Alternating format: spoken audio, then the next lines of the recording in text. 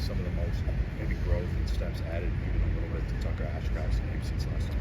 Yeah, I think the thing with Tucker that's been fun, as a new staff, when you come in, obviously you inherit some people, but we brought Tucker in that first year, and you saw a guy who physically wasn't ready, get thrust into playing, and not having a tremendous amount of confidence in what he's doing. But to me, what's been the most fun with his development is you just see somebody who's sure of himself and confident both in the run and the pass game, and we've added some responsibilities in the protection elements as well that he's taking in stride. So doing a really nice job. But if I have one thing, I'd just say, he's a confident football player. As far as Grant goes, what's kind of allowed him to make that jump in year two? Yeah, I think what's really cool in his case is, he went down last year and went and took every single rep on the scout team, broke his hand twice, didn't come out, and just got to play against a really good defense week in and week out. He works incredibly hard off the field. If he doesn't understand something coming out of a meeting room, he's going to spend a lot of time with the script, with the materials that we give him. And I think it's just a testament to, hey, if you have great working habits, good things will happen for you. And Grant has done that and done a really good job of that. Jackson feels like he's been pulled a bunch of different ways by two different staffs over his career. What do you just appreciate about a guy who's seems willing to do any role that's asked upon him in an era where it's getting harder to keep players in one program like that? Well, I think number one, you see a guy who's a hometown kid who loves Wisconsin football. Number one, I think when you love something, you'll do whatever you can for it. And I think Jackson Aker is as strong of a testament to that as you'll find in college football. But it's a kid who loves playing football, and when a coach tells him, hey, your role on the field can happen here, he doesn't care what it is, whether he touches the ball or blocks someone or is in protection, whatever it is. He just wants to go out and play for Wisconsin. And that's a really cool thing to be around. Are there some areas from his tailback and fullback background that you see translating to the tight end position that helps you guys out? 100%. And when we use him in the fullback location, he's got some experience there, and he does a really good job, playing away from defenders. The thing transitioning to playing a little bit more traditional tight end as well that he has to do is to figure out how to use his leverage and his athleticism at the point of attack. It's happening now for him. So that has been a little bit of an adjustment for him. But he does a great job with it, man. He's a gritty kid that is competitive and physical and can do a lot of things for us. Go back to Tucker a little bit. You mentioned maybe not being physically ready right when he came in. How have you seen him try to add weight, strength, figure out blocking technique to get to that level where you guys can trust him out there more? Yeah, I think Tucker just, when it comes to his physical development, I've said this to you guys before, but we have the best strength and conditioning staff, the best nutrition staff in the country, in my opinion. We have some before and after pictures when guys get here to, where they're at in their career right now, and his is a pretty stark difference. So I think just his willingness to buy into what we do here, having belief in it, even knowing that, hey, this is really hard. Maybe this is the hardest thing I've done in my life up to this point, but when you tangibly see results day over day, month over month, season over season, I think it makes it easier to just keep believing in the work that you're doing. So it's a credit to Brady and his staff, and Miss Sophie and her staff, and obviously a credit to Tucker for how he goes about his business. How does not having Tanner change what you're trying to accomplish offensively, and did that come as a surprise to you given the timing of it? I won't talk about his departure or anything like that, but no, we got the guys in the room to do what we need to do. So I feel really good about it. In talking with some of those different names that have made standout plays during this spring, how do you feel like competition has maybe elevated the position group this spring? Yeah, it's cool because you guys are out here watching practice. I'm sure you notice the tight ends do maybe more than any other position group. When it just comes to play types and it comes to job responsibility, location, pre-snap, things like that. So, we have a lot of unique skill sets in the room. So what's been fun is trying to find who the best is at certain things. And I think inherently when guys want to do some of the more exciting jobs there are, right? Everybody's trying to put their best foot forward on that. And, I think we do have a good level of competition. It's a younger room, so to speak, with some unproven guys. and everybody's trying to fight for a role on the field. So it's been fun. One of those guys kind of fighting for finding a role. Jackson came in with the previous offense, maybe more of a fit of a guy that could split off a little bit more. You're talking McGohan? Yeah, McGohan. Yeah, sorry. Forgot there was two Jacksons in the room now. Well, listen, you can imagine how I did it. Yeah, sure.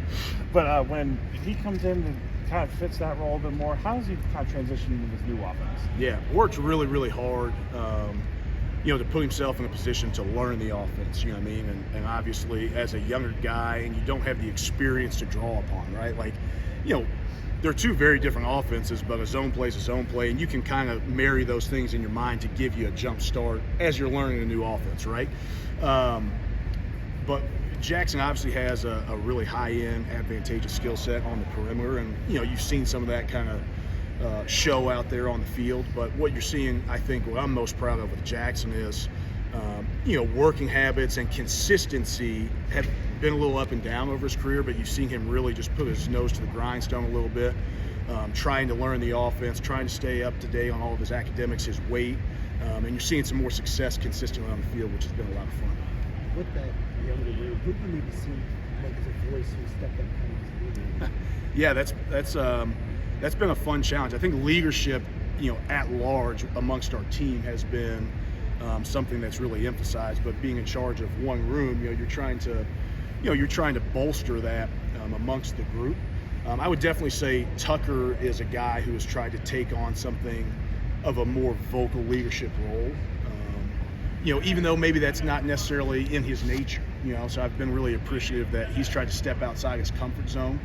You've seen guys like Grant Steck who have some confidence in their learning and their understanding of the offense bring somebody like Emmett Bork along, kind of back there behind the play.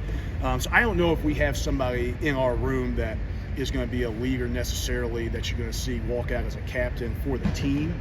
But I would definitely say Tucker and Grant have been guys that have shown up for our unit amongst the tight ends. As far as JT goes, what kind of stands out to you about his transition to the new offense and how he might help? JT had a little pec injury coming out of training, so he missed a couple, I can't remember how many of those first practices, but didn't have quite the rep base that we got done with the rest of the guys in the winter cycle there before we hit spring ball.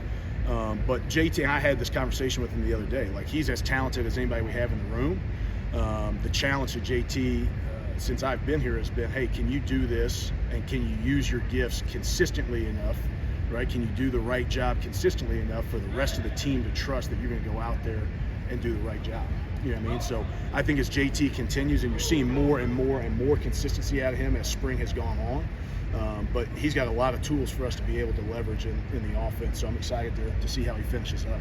You've been able to utilize a lot more two tight end sets with Jeff here. Do you feel like that's given this offense an opportunity to be more physical, show some different things? Yeah, I do. I mean, really, we all get into coaching for a number of different reasons, right? Like college football was transformative in my life, and that was the first reason I got in, but I love scheme. You know what I mean? I love doing what we do. Like I come to work every day and I get to script a period, and it's like the most fun hour I get to sit down and do, because when you coach tight ends and fullbacks and you got those guys in mind and the different ways that we can move people and manipulate a defense has been a lot of fun. But then to your point, not only getting two tight ends does it make us more physical and more of a presence in the run game, but then you start to play with the combinations of the two guys, right? Like, hey, a Tucker and an Ake, or a Grant and a Tucker, like the different play types that you can utilize and still have the physicality we want. And put defenses in conflict through the run game and the physical demeanor we have, but then what you can do off the shots and the actions off of that. So, it's been a lot of fun. I do think you're starting to see some of that become a little bit more of our offense's identity. We talked last year about how varied the tight end role could be in the previous offense. Yeah. It's even more now with all the motions and shifts that you're doing pre-snap. Yes. How that changes. Yes, and part of that is just we have more volume of offense. By a lot than we did in the previous system.